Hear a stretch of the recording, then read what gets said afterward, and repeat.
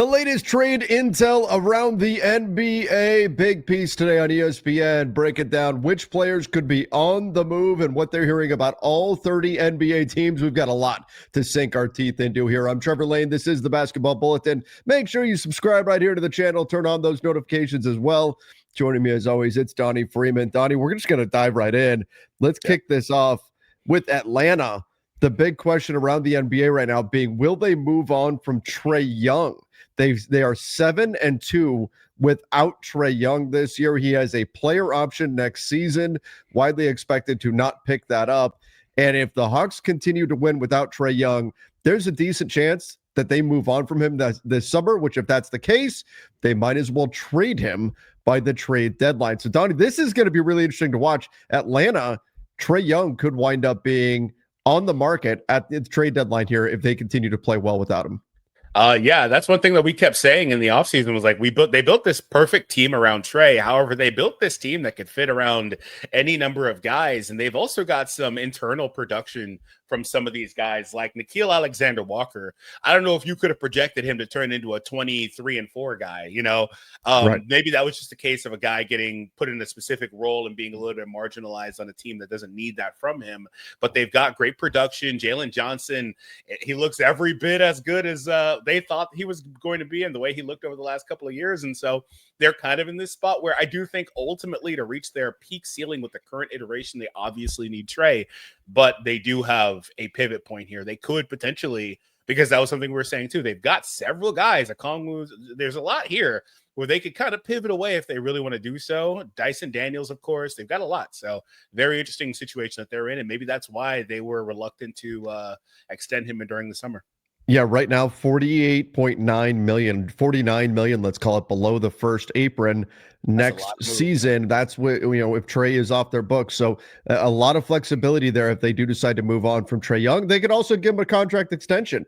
They could do that if they so choose. But they are getting, this is the silver lining to Trae Young's injury right now, is they're getting a sneak peek at what life could be like without Trae Young if they choose to go that direction. The fact that they're finding success, well, tells us maybe it is a path forward for them. Now, the Chicago Bulls, also mentioned as a team that has been a bit of a pleasant surprise. They just got wins over the Blazers at the buzzer. That was a big uplifting moment for Nikola Vucevic. They got a win over the Denver Nuggets, which is a rare thing.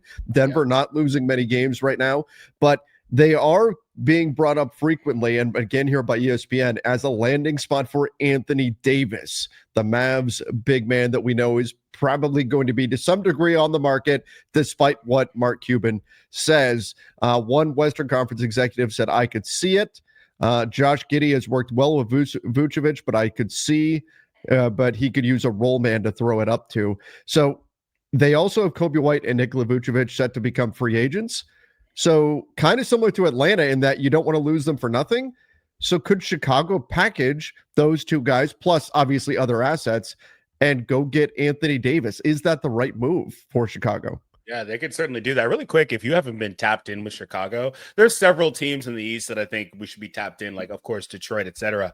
Sure. But Giddey's he's like a 21-10-10 guy so far this season. Only missed a couple games, too. So as big of a sample size, excuse me, as you're going to see at this point of the season. So he has been killing it. I covered this in a video recently, and I said, I can see why, but I wonder how much of this is just – he's from Chicago, right? Like they could obviously very clearly use a rim protecting five down there. They could also, again, make use of a player with Anthony Davis's offensive talents. He would fit perfectly with a guy like Giddey. I understand that.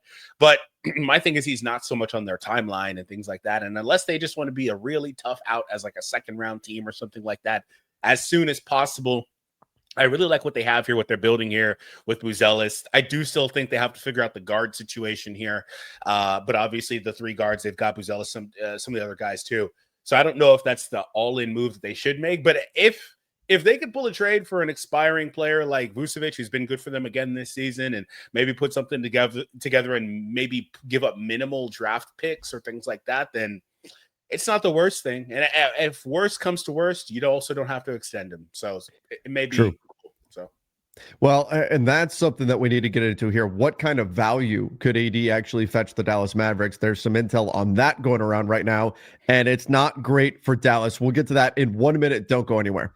Ever hear the Sleeper app? Here's a little secret. It's more than just a platform for season-long fantasy leagues. This year, millions of users enjoyed playing fantasy sports on Sleeper, but the app offers so much more. Live stats, real-time updates, and visualizations on all stats. A news feed, so important for me. You can get lightning-fast updates on your favorite players and teams. A real-time chat to allow you to engage with other users about individual plays and performances during the NFL and NBA seasons. So download the #1 sports app today. Experience it for yourself. When you use promo code Bulletin, you get up to a $100 match on your first deposit. Terms and conditions apply. See Sleeper's terms of use for details. Currently operational in over 25 states. Check out Sleeper today. And by the way, they do have a phenomenal promo going on right now as well. Free $20 entry. Go check that out. No deposit required. $20 entry for free. Go check them out. Use the link in the description down below, and that promo code is Bulletin. All right. So the Dallas Mavericks not expected to get a big return for Anthony Davis. Sorry, Donnie, you were going to say something there. No, you didn't hear me? I guess maybe I wasn't looking in a cut through. I was going to say, it said the promo code is Bulletin, and I said, Bulletin! Yes, that's right. Use that code Bulletin. We always appreciate it when you guys help support the companies and help support us. Keep us going. Keep us growing. You know, that's right. I love it. I love it. Yeah, I cut in right at the end, so I think we just got like the in or whatever. Oh, okay. But this is from ESPN saying that the Mavs should expect something closer to the Kevin Durant trade. A couple of solid players and a draft pick. They're not going to get the Rudy Gobert or Donovan Mitchell trades that we saw because there's not as much draft capital out there available to trade. Why is there not as much draft capital out there available to trade? Because the Thunder have all of it. And Sam Presti is hoarding all of the picks in a back room somewhere. Yeah. And Brooklyn and maybe like one other team has a lot too. But if I had told you even last year that Anthony Davis would not get a return like Rudy Gobert, even understanding the context that the Rudy Gobert trade was seen as a terrible trade in terms of like assets and stuff like that, it was widely criticized. What would you say? Like, what would your response be? Like, would you still? I would say I'd say AD is better than Rudy Gobert. Like that. I think that's not a hot take whatsoever. No, like I got that's weird to me. That frankly, Gobert's on a cheaper contract, but still, yeah. And I get it. Gobert is somebody that a lot of people don't really like, and I appreciate him defensively more than most people do. A lot of people don't think he deserves all those awards. I do. I think he's been phenomenal. He's transformed defenses. But on the topic of AD, this is something we've been talking about this entire time. Every time we talk about it, he just isn't going to, even if he's out there for, say, a month or two, he's just not going to get back the return that you would want to get back for him because of the fact, the age, the contract, the injuries currently at, the injuries, the pending extension. Like there's so many things here that are just like things that you should probably stay away from if you're a team trading for him, which makes it all the more puzzling why Dallas traded for him. And if you go back even further, that's why the Lakers were very concerned about what their future was like in a post-LeBron AD type build. Right? I think they would have been trading him too, because I don't think he's a 1A guy you're building around at this point. I think they would have looked to trade him and completely refresh things had LeBron walked away. But obviously, that's not the world that we're living in here. Anthony Davis, multiple years left under contract. He's a good player still. Some teams should be interested. Yeah, right. He could be a top 10 player on any given night. It's just he's not healthy, man. It is what it is. And so, according to ESPN, there's some struggles coming up with like a legitimate suitor for AD. So the challenge of moving on from him, if you're Dallas, may be a difficult one. Now, Detroit has been mentioned as a team that could go after him. Detroit's had a great year so far. They have been a pleasant surprise in the NBA's Eastern Conference. In fact, right now, the Detroit Pistons are the #1 seed in the East with a record of 13-2. And so there's some thought that Detroit maybe could go all in and go add a win now piece like AD. Now, Jalen Duren has been fantastic. He's going to get expensive next summer since he kind of bet on himself. They didn't come to terms on a new deal with him this past summer. So, maybe Detroit could be a landing spot. They're a team that could certainly look to push the chips in and go for it right now. They've been that good. I don't know if AD skill set wise he fits, age wise maybe not, but maybe they just say if the price is low enough, if it's especially if we can use the big contract of Tobias Harris, maybe that's a path for them. Yeah, I can see it. Like, I wouldn't be like terribly opposed to it. I'm saying don't do it this whole time because I kind of like what they're building just internally. I kind of like they're on that, like, to a lesser extent anyway, but they are on a similar trajectory. And this is where the CBA really wants you to be, where like similar to OKC, they don't have that obviously the horde and all that stuff, but the CBA wants you to build mostly from the ground up and add in pieces as you go. Could you add in an Anthony Davis to be your, co-star for Cade? Sure. Right. Obviously, Jalen should be an all-star this year. He's been phenomenal. They've got some other great players on that team and high projected players like Thompson. But you could add an AD, and he may be the piece to put you over the top. But there's also a possibility here that you make that trade. And if you give up anything meaningful, it may be a situation where, again, depending on injury situation, it may not really have been a good trade in hindsight a few years from now. And I don't know if that trade puts them over OKC either. Right. Agreed. But to be fair, though, I don't know if that's the situation to be operating from, because if that's the case, we might as well not even play the season. Right. Like you might as well just give OKC the championship, because there's so many different things that can play out. And so maybe that's not the perfect point. But I think that I really like what they're building. I think they're on the right trajectory here. They just need to add some more cheaper pieces to this before these older young guys anyway, start taking up more and more salary. All right, let's go here. Golden State trying to figure out what to do with Jonathan Kuminga. They've been bringing him off the bench now. He's dealt with an injury, but been removed from the starting lineup. His three-point percentage has dropped. His turnovers are at a career worst now. And there was some commentary yesterday about, well, Kuminga is one of the more attractive contracts in the NBA. It's why the Warriors went and fought so hard to get him to come to terms and accept what they were offering. But now you've got here from ESPN, one scout saying, who is going to take him? Are they going to move him for stuff they don't want, or just wait? I find it very hard to find a trade that makes sense for everyone. I think, Donnie, despite a strong start to the season, as this Eastern Conference scout, it says he is who he is, even though he's on the younger side. He's looked better. He's been trying to fit in, but he still falls back into old habits. I still think that Jonathan Kuminga is not a Golden State Warrior past the trade deadline. Yeah, I think that's absolutely on the table. I think that they're going to still look to add another piece that just fits better on this roster in terms of a player that they can use that salary space on. And Kuminga, I mean, yes, he's regressed into being largely what he was, or maybe even a bit worse around after the amazing hot start. But I can understand why he may feel like he's being scapegoated. Again, the play isn't great, but he started so well. Kerr had glowing things to say about him. He finally made it into the starting group, and then they start sputtering, start struggling. And I think they've played the most games in the league so far this season by like one or two.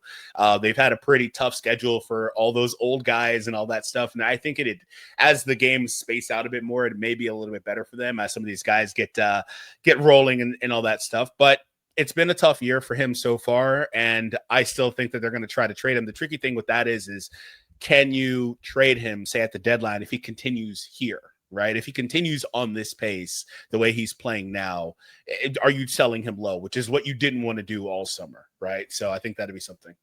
And we take a look, jump over to the Memphis Grizzlies. I think they'll move him, a scout says, of Ja Morant. The Memphis Grizzlies are expected to explore the trade market for Morant. He's no longer getting to the rim at anywhere near the rate that he was. 40% of his shots were at the rim compared to just 15% this season, the lowest of his 7 seasons, and he's still a terrible shooter, has been really struggling from behind the arc this season, and now he's dealing with a calf injury. So another case where it's going to be difficult to find a landing spot. But Donnie, maybe all of these distressed value players just need to be traded for each other. Maybe that's where we need to loop in like a Trae Young, Ja Morant, Anthony Davis. LaMelo Ball, and then we're going to get to in just a minute Lauri Markkanen as well. We'll see. His value is not distressed, but maybe there's some way to loop this all in and make some massive mega trade. We need one of those ones from the last summer where they just loop all this together and it's like a 7-teamer again. Just like, here you go. This guy's going there, this guy, but an actual one, not a bunch of like small transactions, right? On that, how much of the Ja stuff is just he isn't trying? Because I don't think he fell off a cliff. I think there's something to that. I just don't think he's doing the classic guy is upset. and he's just tanking, right now. But if he gets traded, all of a sudden he's going to bounce back to being mostly what he was before, get to the rim at a great number and all that stuff. And that's why the scouts were saying that regardless of that stuff, they're still basing Ja's value off of what he had done in the past, right? Because he's not that far removed. So I don't know how real those numbers are.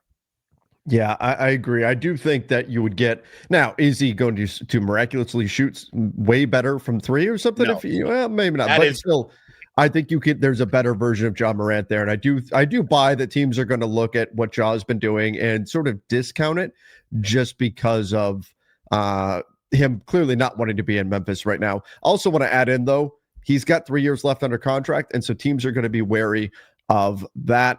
I do want to finish up with this one though. Lauri Markkanen, the Jazz. If Utah chooses to go a different route, there are a few players who could become available who would have as big of an impact as Markkanen. So I still don't buy, with Utah sitting in the 10 seed right now in the Western Conference, that they are not going to ultimately tank again this year. I think the West has been softer, particularly at the bottom, than we thought it would be, and that ultimately Markkanen will wind up on the market, on the market net. Yeah, I don't know. I think he will wind up out there for somebody to go get, and he could be a really attractive trade piece. Of these guys that we've been talking about, you can argue he's having, especially given that Anthony Davis has been so injured, that he's having the best season out of all these guys that we're talking about that could be available. Yeah, for sure. I think he's the guy that they should keep off the market. They don't need to put him out there. You're saying don't trade Lowry if you're the Jazz? I mean, they don't want to actually be tanking right now. They're doing the thing actually where they're trying to win, and then eventually they'll start tanking like they've done. Even though last offseason they were saying they didn't want to tank anymore because of the way that it shook out for them, but they're also really talking out of both sides of their mouth because they're really happy to get Bailey too. So anyway, I don't think they have to. Right. I don't think they have to. We've said before in the past that he may not be on their exact timeline age-wise. Maybe he's right on the bubble of all of that. Mm-hmm. And he's playing so well that they could probably get something real nice back. And I always, we talked about Golden State. Dude, how salty is Golden State at this? Because they basically refused to put, who was it, Pods in the deal? Pajemski. Oh my God, dude. That's insane. I saw a report the other day that Lowry's market is like the full, like, 5 first-round picks, all that stuff. Like, I don't know if that'd be a thing, but like, that's how good this guy is playing, right? Yeah. So I can understand why they would trade him. I'm not really actually opposed to it, but my point was, like, they're losing anyway. They don't have to, like, literally bottom out. Well, he's great. They actually might need to. You think so? Oh, there's a pick situation. Their pick is only protected 1 through 8. Okay, goodbye, Lowry. And guess where it goes, Donnie? No, don't do it. Guess where it goes. Don't do that. Don't do that. It's going to Sacramento. They deserve it. Nope. It's going to OKC. And now, that pick, if everything stayed chalk, would be the 10th pick.